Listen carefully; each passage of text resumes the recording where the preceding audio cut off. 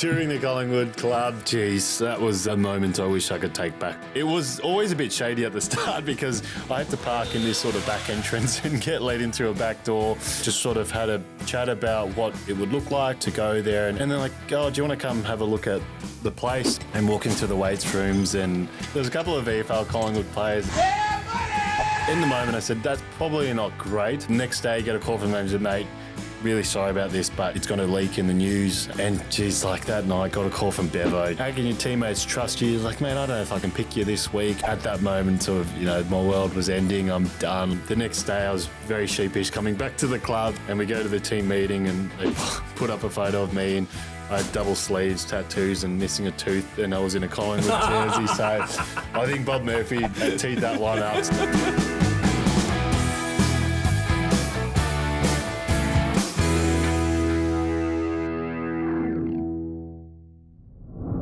G'day sports fans and welcome to Quinny's Stablemates. Our very special guest today, Lin Jong, a man who lit up the footy field for the Bulldogs and has had a lot of success when it comes to the horse racing ownership. Two things I'm very jealous of. Thanks for having a chat today, Lin. No worries, thanks mate. Always happy to talk about past Group 1 winners, so it's a pleasure, mate. And hopefully future Group 1 winners as well. And I think most people would tune into a chat with you thinking this will be mostly about footy and mostly about your journey. And yes, we'll touch on that, but we will talk about the horse racing first because you've done something very special, and that's own a Group 1 winner in Super Seth. So talk to me about how you got involved in horse ownership. It was through Lockie Hunter when we used to play at the Dogs, and his dad obviously pretty involved in horse racing, Mark, and I think, they had another Group 1 winner. The name's gone past me now, but sort of just said, oh, geez, next time you're into any horses, just let me know. I think it was Merchant Navy, by the way, that first one, and which went all right. So he was sort of like, yeah, like no worries. And then it was pretty nonchalant, just, you said you were interested in a horse. There's a few boys jumping on. And it was sort of as simple as that. Yep, just cost this much to get in. That was the first horse I've been involved in. I wasn't really that into horse racing, have a punt here and there, but didn't really understand what it was like to own a horse, and smoked its trial, and all of a sudden running in the Caulfield Guineas, and suited up for the day, and I guess the rest was history from that. So it didn't really start from too much besides just saying, if you know a good one you're getting next, just let me know, and that was it. So this was after they had the success with Merchant Navy, who won the Coolmore at Flemington and then sold to Coolmore for $30 million. So my fear would be it'd be like rocking up to a house party at 4 a.m. where the best is already been done. But you weren't worried about that. You thought, they know what they're doing, I'm going to get involved next time. Yeah, well, that's probably how naive I was, sort of thinking, well, they must have this eye for it, or they must get some really good inside mail, and I think the Freedman said this one should be okay. But now that I've learnt after getting a few more horses after that, that's what they usually say. The rest didn't turn out just as good, but I'd sort of part of it was sort of like it'll be a bit of fun. Going to the races together, just having that sort of invested interest in something common. Honestly, most of it was not about trying to get the most money out of it. It was sort of a bonus, but it's more about the fun of owning a horse. So the Freedmans, they're pretty upbeat about Super Seth before he races, and he goes to the races. His first 2 starts at Ballarat and Caulfield. He's an odds-on favourite, and he wins very impressively on both occasions. What was it like in those early days? Because it's one thing to hear the horse is good, just like we can hear that a under 17-year-old footy player's a gun, but until they step out on game day and get the job done, it's a very different story. Yeah, and again, probably talking more about how naive I was, sort of thought, this horse is a really good horse, and he's just winning all these trials and winning his first couple of races. But I remember having a conversation with Lockie, and the way that it sort of ran and the way that it moved, they sort of said this one should be, really special. And the Freedmans obviously said you might have a pretty good one here. But again, I didn't really know what that meant. And so when it just kept winning, it was sort of like, again, my first experience, I'm like, this is must just sort of be how it goes. And then obviously with Merchant Navy, it just seemed like the boys knew what they were doing and knew which ones to get in on. Now, he wins 3 of his first 6 career starts and he goes to the Caulfield Guineas. He was $15 earlier on the week and backed into $7.50, but it was a hot Caulfield Guineas. Alligator Blood, Dallasand, some absolute A-graders. What was that experience like going to the races that day thinking, we might be a chance here, but again, the level of expectation wasn't too high. You weren't going expecting to win. No, not at all. And like you said, the odds started at about $15 and got crunched in sort of up until the race jumped. And we sort of were hopeful. The race that ran before sort of, hit the line pretty strong. And so we sort of thought if we get the right run, we'll see how it goes. And I'm pretty sure that was the voice message from the Freedmans, as long as it sort of gets the right run. And the way it did it in the end was pretty amazing. And like you said, Alligator Blood and those likes. So I was sort of taking the piss on the day a bit, saying, oh, look, as long as the horse tries its best, it's all good. Yeah. And the way it ran and just sort of to be involved in that experience and, again, like I said at the start, when sort of investing in it's all about just sort of going to the race days with your mates and having a few beers and watching your horse race and then to win it in that way. I sort of had to turn away at, once they got to the turn, I was like, he's no chance here. And then just stormed in on the outside and somehow got up. When they crossed the line, did you think you'd won the race? Because it was a photo finish, Alligator Blood right up on the inside. He kicked away. You came charging down. Did you think you'd won? I did think we won. We celebrated as if we definitely did win. But, just the way it was sort of just storming in, we sort of thought we must have pipped it at the line. And the photo finish was, obviously really close. But, just had this feeling when watching it live that it definitely must have just got up, I reckon. It was absolutely sensational. And Super Seth would win 5 races in his career, none bigger than that Caulfield Guineas. And on the back of the Caulfield Guineas was probably the pot of gold at the end of the rainbow that you'd never even thought about, the fact he would now be sold to start. Yeah. Yeah, and similar to Merchant Navy and how the boys, how they sold that off as well. They were sort of saying that's where the real money is, selling to stud, winning races is great. And again, I, don't want to sound sort of arrogant or like this happens all the time, but it was sort of like, it's won that race. And now we're seriously thinking like, selling it for millions.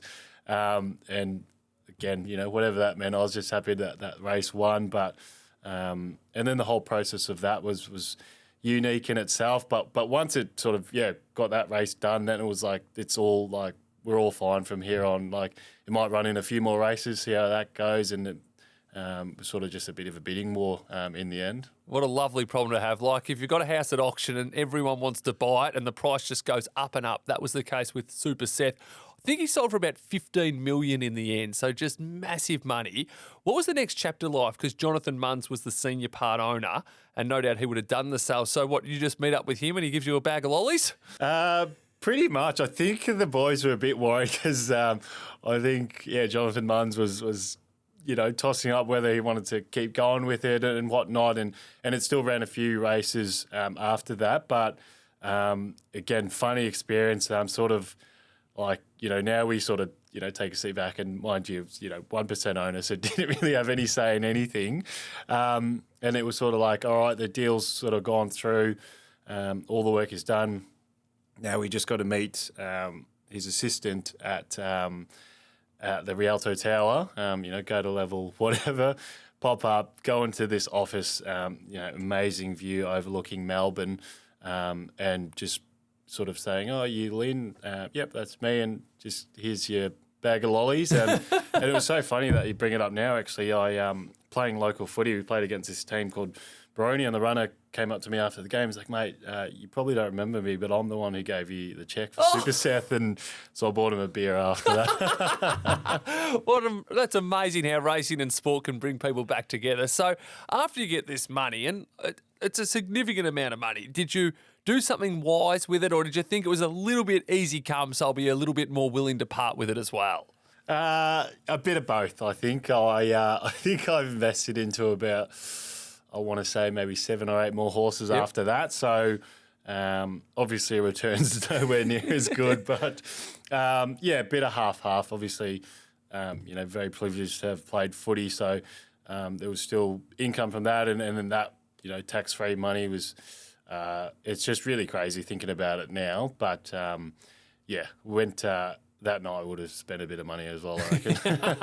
Yeah, you were doing good for the economy that night. Of the 7 or 8 horses you went into down the track, did you have any success? Obviously nowhere near Super Seth levels, but did you win any races along the way? There were a couple maybe Group 3s. We had a good one, Elliptical, who went off to Hong Kong, and he placed in maybe 2 Group 1s and probably a little bit stiff not to win one, so it could have been a 2-time, but...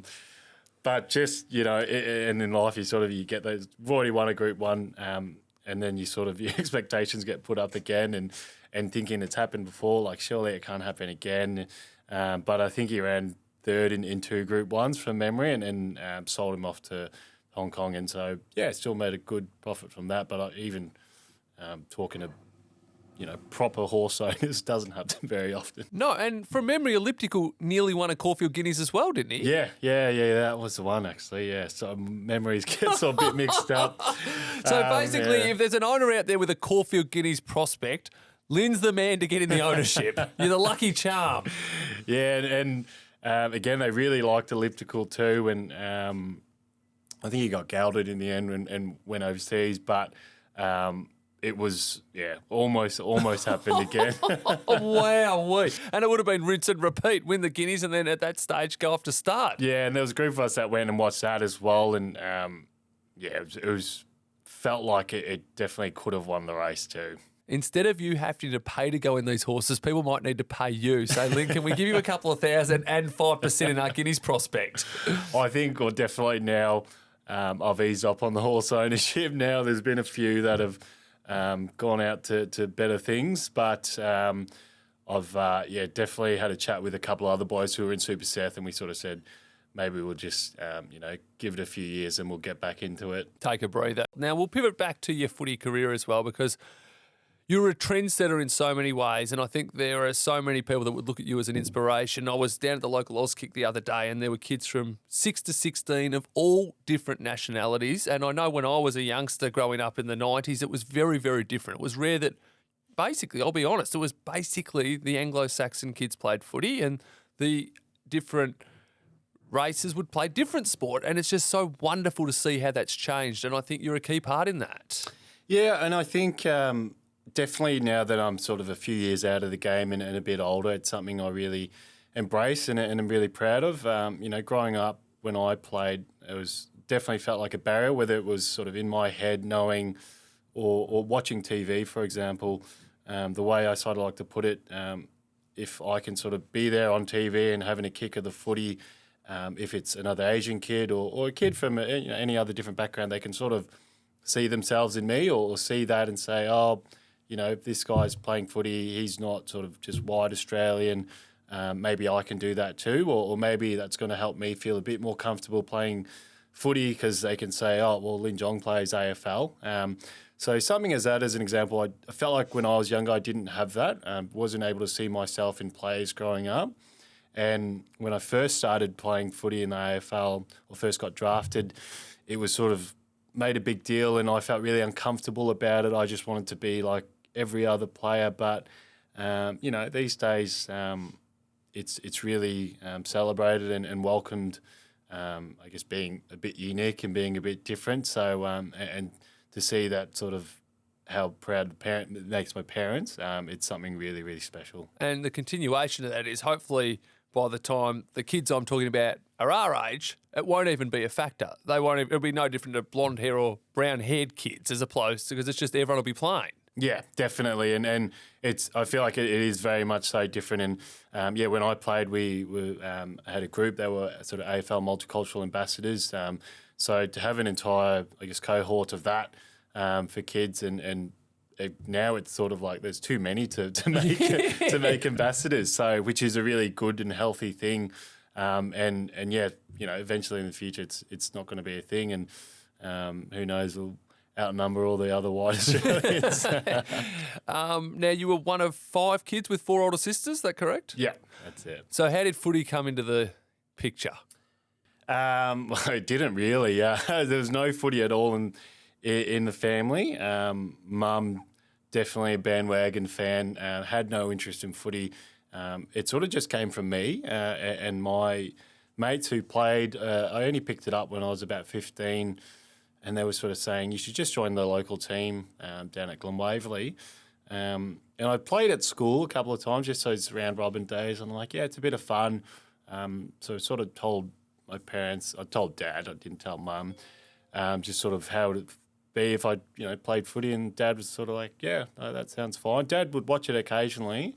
And Mum didn't really want me to play, just, stereotypical, wanted me to study and do my best to become a doctor, but never had the grades for that. So it just sort of came from within.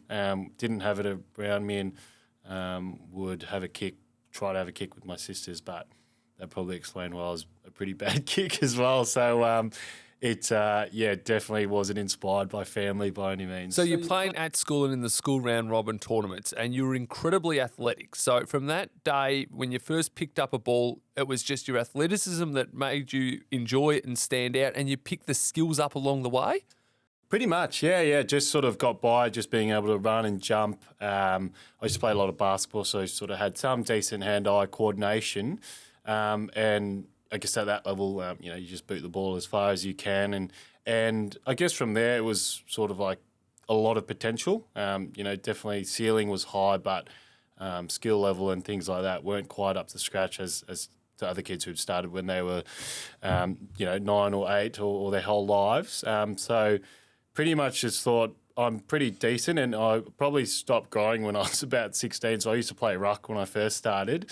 And then, just sort of worked through that and worked through the program of the Oakley Chargers. And again, it was always off potential. So even when I sort of did get drafted, I probably wasn't even one of the better players in my Oakley Chargers team. I don't know what's more incredible, the fact that you owned a Group 1 winner with your first horse, or that you picked up playing footy at 15 and went on to spend 10 years nearly in the AFL system. So it was just a whirlwind from there. I mean, it's almost hard to fathom how you could go through the grades that quickly.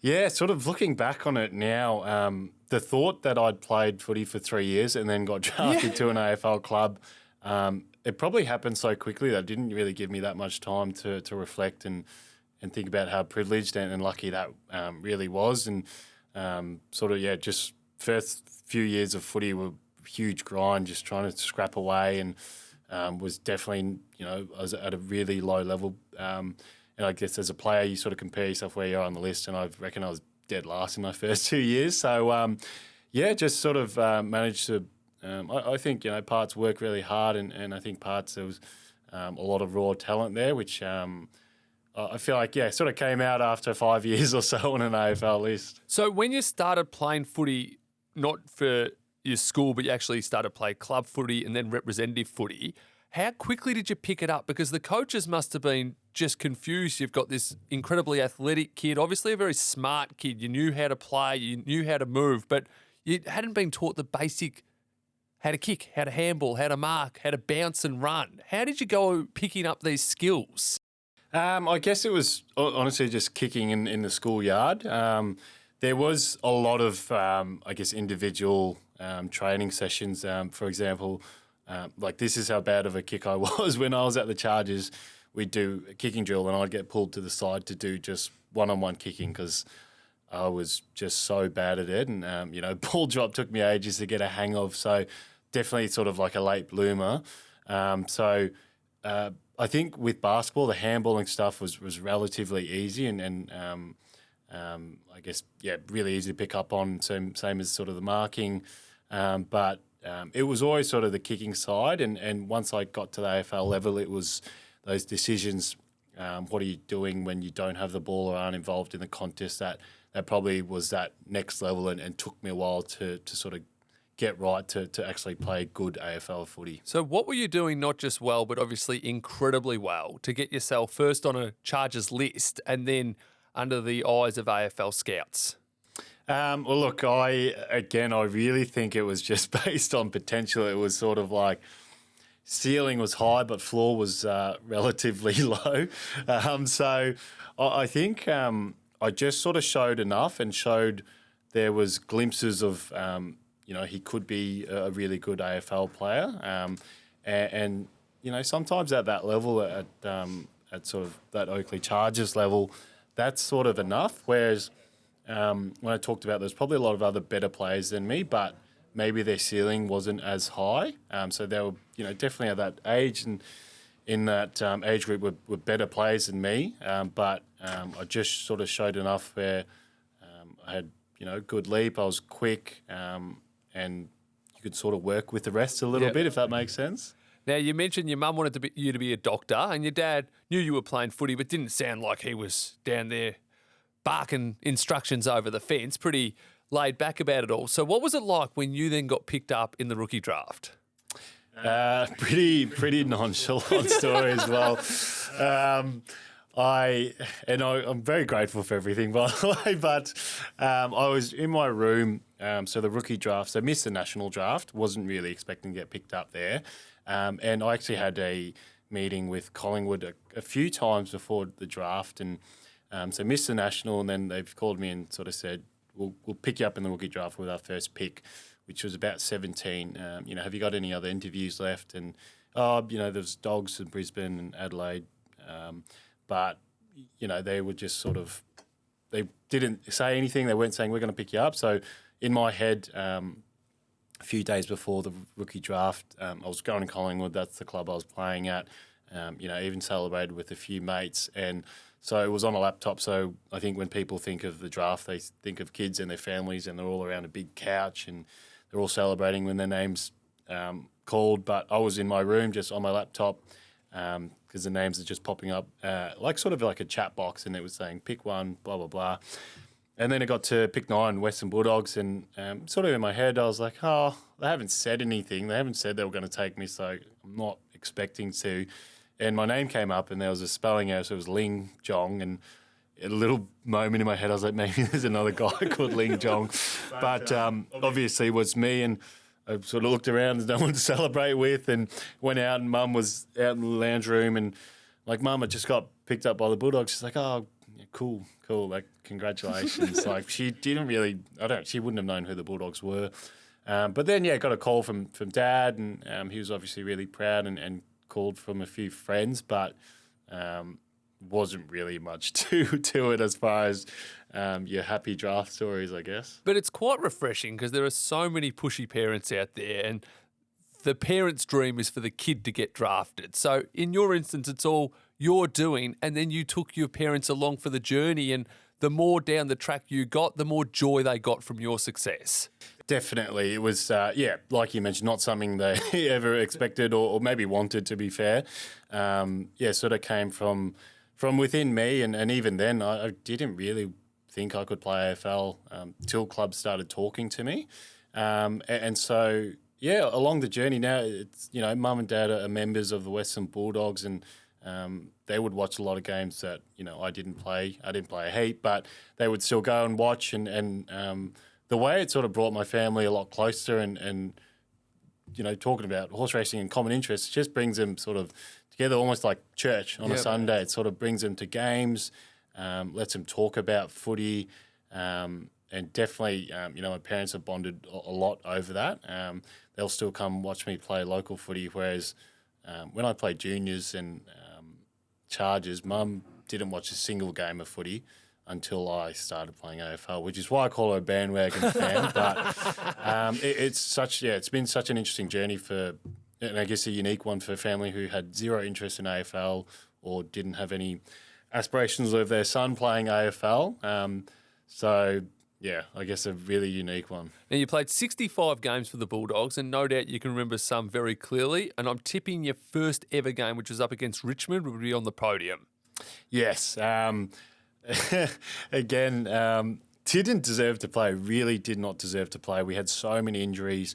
We weren't making finals. I think it may be around 20. There was 4 games to go. I didn't even play well in the VFL the week before. So that's how I think I can, openly say, definitely didn't deserve, very much gifted a game. I reckon I had about 11 touches the week before in the VFL and didn't show a heap before that, but they sort of said maybe it was a sort of sink or swim moment. Let's see what this kid can do. And somehow I managed to, play my first game at the G, which is every Asian boy's dream. But I was standing out there and we were warming up and I was like, what the hell is going on? Why am I out here? And what am I doing here? But managed to play 4 games in a row at the end of my first year. And, that debut was something really special.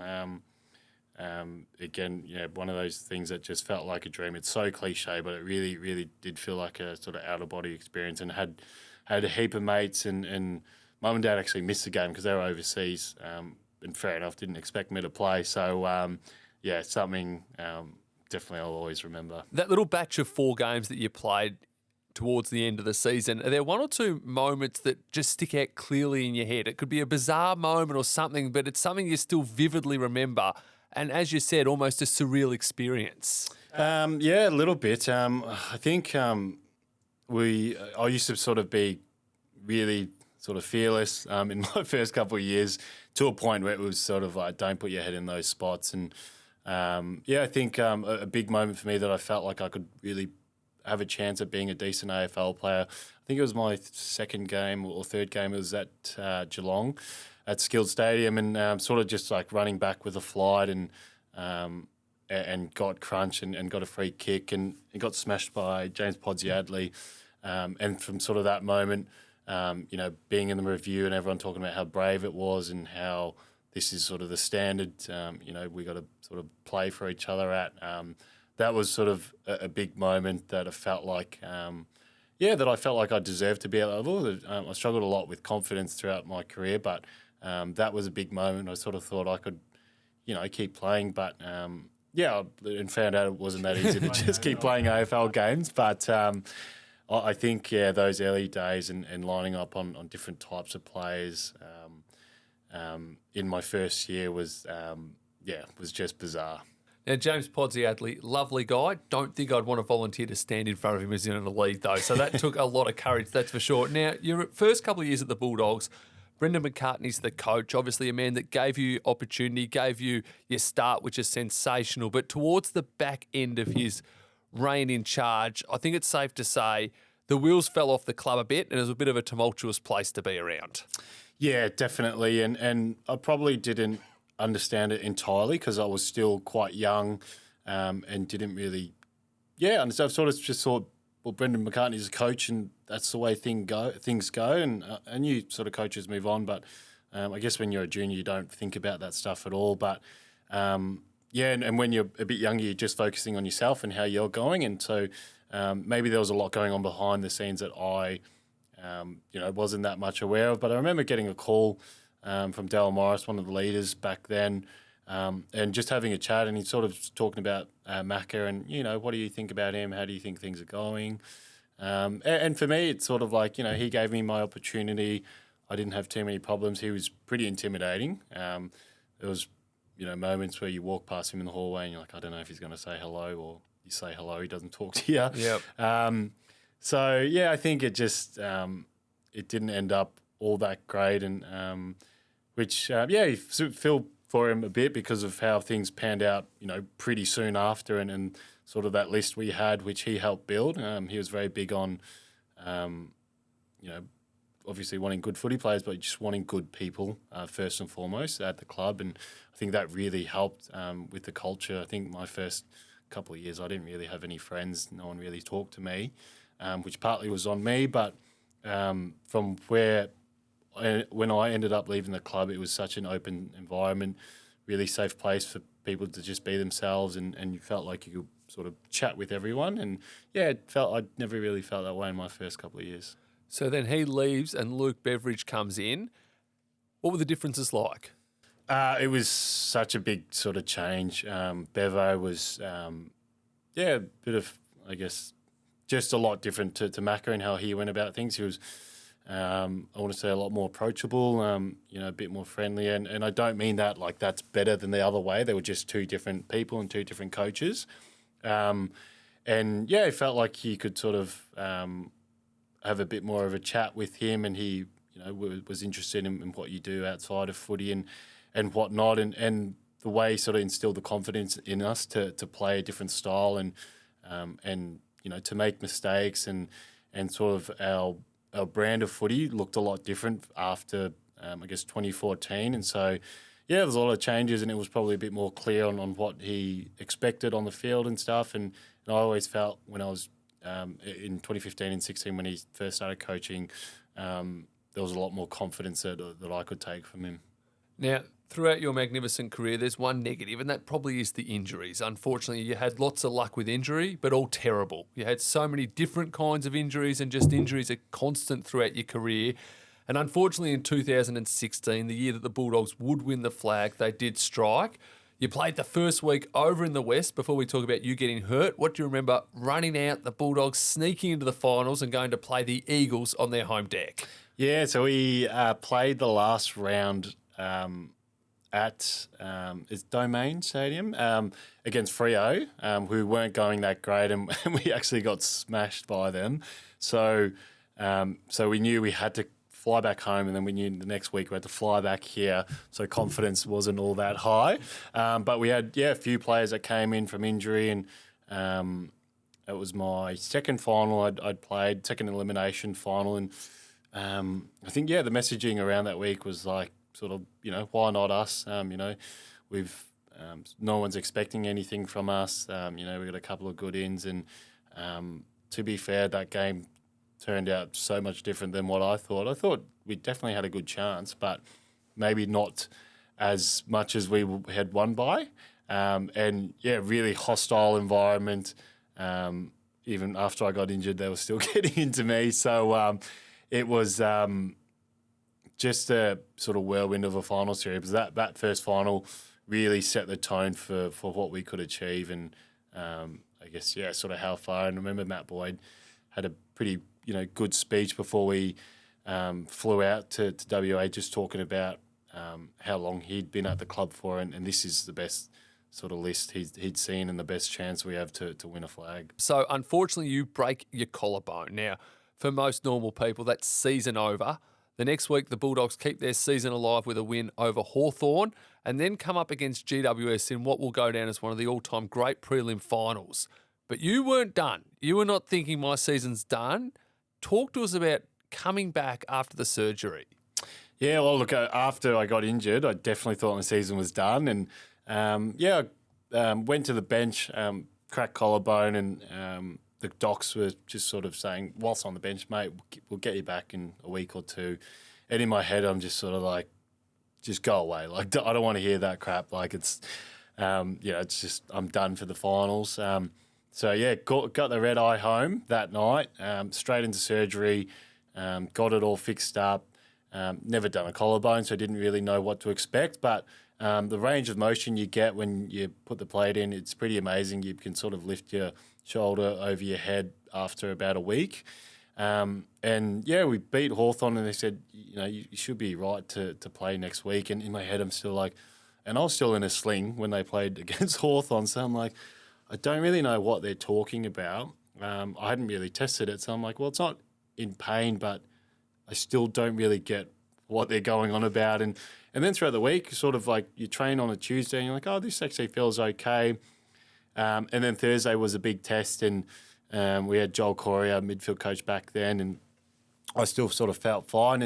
And they assured me, you've got a plate in there, you can't do any more damage to it. And so to make sure, I really wanted to put myself through a good fitness test, and I just said, just hit me straight up on my collarbone. And it was obviously painful, but I still managed to get through. And the thought behind sort of knowing you can't do any more damage is enough to get you by.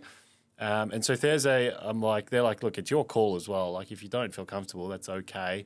And I sort of said to Ash Hansen, who was a VFL coach, look, I'm happy to play. I do feel really guilty about taking someone's spot, but I'm not going to be 100%. Like, I just want you to know that, because I don't want to go there and let you down and let the boys down. And he said, sort of, mate, we're happy to take you at 80%. So, yeah, sort of trying to wrap my head around it still, but was getting ready to play in the VFL. And, it just sort of happened from that fitness test first and foremost, and somehow managed to, get up and get ready for the game and play. So that was the VFL Grand Final, which was the same day as the Dogs prelim with the Giants. So the grand final for the VFL was on the Sunday. The prelim was a Saturday night. So I actually told him as well, if we don't, make the AFL grand final, I don't want to play. Like, I don't want to take someone's spot. I think I'd played maybe 3 or 4 VFL games that year, so didn't feel it was just. And again, if I didn't have to put myself at risk, unnecessary risk, I said I didn't want to play. And so I had a couple of mates over actually, and I had a slab of beers in the fridge, getting ready to maybe celebrate the end of the year, but also had a nice sort of spag bowl to carb up in case I was playing. And the game went down to the wire, so I didn't know until it actually finished in the end. It was an amazing game, and then you went and had the Spag Bowl because it meant the Bulldogs won and they were in the AFL Grand Final to take on Sydney, and you were going to play in the VFL Grand Final the next day, and you didn't play. You played brilliantly. You got the best on-ground medal, and the Bulldogs won the Grand Final. What was that day like? It was crazy, and like I said that night before, it's obviously not traditional preparation for a Grand Final to have a slab and a Spag Bowl there. But, I'm just sort of looked at my mates and I was like, holy crap, I'm playing in a VFL Grand Final tomorrow. I'd played in one before, but sort of knew this is going to be a bit of a test, and rolled into the game, and the physio came up to me and they're like, how are you feeling? You okay? And I'm like, just get me as many painkillers as you can. And I guess I played pretty well in the end, and wasn't by any means expecting to be able to put my head up for selection, but I guess the thought of and the motivation to play in an AFL Grand Final was sort of enough to spur me on. Now, you've done everything you could possibly do. You've come back and you've played unbelievably well. The negative, I suppose, would be the Bulldogs just didn't have an opening. They didn't make any changes on the back of winning the prelim, going into the Grand Final. How hard was the week like, and what was it like on game day? It was an odd week because we won the VFL flag, but no AFL listed player was allowed to have a beer. The after party was a bit strange. There was only a couple of us that hung around, and I was sort of thinking a fair bit about the possibility, or definitely tried my best to get called up to AFL, but also in my head was pretty realistic in the sense that you don't change a winning team, especially going into the grand final generally. So it was sort of hoping for the best, expecting the worst, and the open training we had was really special. So there's so many Dogs fans at Whitten Oval just to watch the boys train, and had a chat to Bevo on that Thursday post training, and sort of said really appreciate your efforts, but we're sticking with our team that we've got, and so it was. Tough one to swallow, but also trying your best to be as happy for your mates. But look, definitely, I think I was about maybe 24 or 25. It cut me pretty deep, and was hard to sort of see any light at the end of the tunnel at that point. Yeah, it would have been hard, but obviously it would have been great in hindsight to have been a part of that drought-breaking premiership and part of the club. Yeah, definitely. Even to just be involved and playing for years after that, to know how tough it is to make finals in general and get to the grand final and whatnot, and how special that ride was. And again, obviously wasn't a player in the grand final, but still 2016 just holds a lot of special memories. Now, do you like to travel? I do enjoy travelling. Been a fair bit around the world. There's a little bit of a clip coming here. Do you like to do tours when you travel? Tours when I'm travelling? Where's this going? I want to say yes, I do. Talk to me about touring the Collingwood Football Club. You've actually sprung me there. Touring the Collingwood club. That was a moment I wish I could take back. I like to think I was misled by my manager. But yeah, I was still quite young, and it was middle of 2016, and contract talks with the Dogs weren't really going the way that we were hoping for. So my manager said, "Oh, look, Collingwood's still pretty interested. They've asked if you want to come have a chat." So there was no mention about a tour of the facilities because I'd already been there, by the way, because like we said before, they were keen to pick me up when I was 18. And so it was always a bit shady at the start because I had to park in this sort of back entrance and get let in through a back door. And then, in the meeting room with Bucks, Derek Hine, who's a list manager, and could have been Neil Baum, I can't really remember. But, just sort of had a chat about what it would look like or, to go there and just sort of, a bit of back and forth. And then like, "Oh, do you want to come have a look at the place?" And in my head, I'm like, whatever, sure. And then we were going through the facilities, which were unbelievable compared to Whitten Oval, and walking through the weights rooms. And there was a couple of VFL Collingwood players, and I was like, in the moment, I said, that's probably not great, but I'm just Lin Jong. Like, I'm not a great player. I'm not newsworthy. Probably not a big deal. Next day, get a call from the manager, "Mate, really sorry about this, but you're going to be, it's going to leak in the news. You're going to be on the back page." And I was sort of thinking, who even cares about what I'm doing anyway? But apparently, it was big news. And geez, like that night, I got a call from Bevo just talking about how can your teammates trust you? How can I trust you? So what was it? So hang on, you looked down and Bevo's ringing you? Yeah. And what are you thinking at this stage? My manager gave me a heads up. He said, "You'll probably get a call from Jace McCartney, who's the list manager at the Dogs, and Bevo." And I said, "Oh, Jesus." And it was just, I've had a couple of sprays from Bevo game day, which is fine, but this one was like about trust and how can your teammates trust you? Like, "Man, I don't know if I can pick you this week." And at that moment, sort of, my world was ending. I'm done. Like, I'm so finished.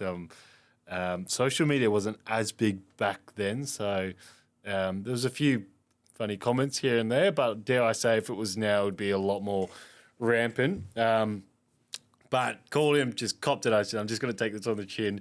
And then Jace McCartney called, and then I got a second call from Bevo saying, "Look, mate, sorry, heat of the moment. Like, it was, pretty shocking to me, and would hate to think that you didn't want to be at the Dogs, but understand it's the nature of the business and it's all part of it." And Jace McCartney understood that. But I'll definitely put my hand up and say it wasn't the right thing to do middle of the year. But I didn't know better. That sums Bev up a little bit, though, doesn't it? Where he'll give you a bake, calm down, and then put his arm around you. Yeah, definitely. And, like I mentioned, I had copped a few sprays game day, but he's always sort of happy to have a chat and clarify things. But I think that one was a bit different because of the momentum we had during that season as well, and he sort of thought this was a big stuff up. But the next day I was very sheepish coming back to the club, and the boys are staring me up. They were fine. They understood. And we go to the team meeting and they put up a photo of me, and I had double sleeves, tattoos, and missing a tooth, and I was in a Collingwood jersey. So I think Bob Murphy teed that one up. So it was better to just break the ice completely. But still was tail between the legs for the next couple of weeks. And I played terribly that week too. You went on and played your entire career for the Bulldogs, so you did the right thing by the club. Well, Lin, you're an inspiration. You've been such a great person on and off the footy field, and wish you all the best going forward. Thanks so much for having a chat today. And you lucky bastard with Super Seth. Thanks, Matty. Once again, thanks for having me. Always happy to talk about Super Seth.